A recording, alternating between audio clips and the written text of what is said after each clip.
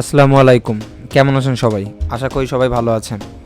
আজকে আমি আপনাদের দেখাবো একটি এসপি এলিটবুক 840 কোরাই 5 6 জেনারেশনে কিভাবে আপনি M.2 SSD মাধ্যমে আপগ্রেড করে ল্যাপটপটিকে ফাস্ট করতে পারবেন।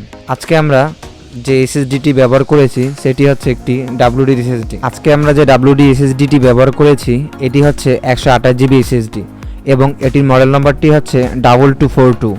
এসপি এলিটবুক 840 G2 ল্যাপটপটি আপনাদের দৈনিক জীবনে ও অফিসিয়াল কাজের জন্য সঠিক ল্যাপটপ এবং আমরা এটি দেখে থাকি অনেক মডেল হয়ে থাকে, যেমন EliteBook 840 G1 G2 G3 G5 others আরও অনেক হয়ে থাকে। আমরা দেখে থাকি 8 জেনারেশনের নিচে যে ল্যাপটপগুলো আছে কমই M.2 স্লট থাকে, কিন্তু বিজনেস সিরিজ এলিটবুক 840 এগুলো ল্যাপটপটিতে প্রতিটিতে M.2 স্লট পাবেন।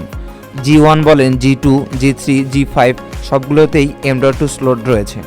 আপনারা চাইলে বিজনেস ক্লাসিক এই ল্যাপটপগুলো M.2 লাগিয়ে আরও ফাস্ট করতে পারেন এবং এটিতে এক্সট্রা র্যাম স্লট দেওয়া রয়েছে, চাইলে আপনি র্যাম লাগিয়েও আরও ফাস্ট করে নিতে পারেন। চলুন তাহলে দেখি WD SSD লাগিয়ে কিভাবে ল্যাপটপটিকে আপগ্রেড করা যায়।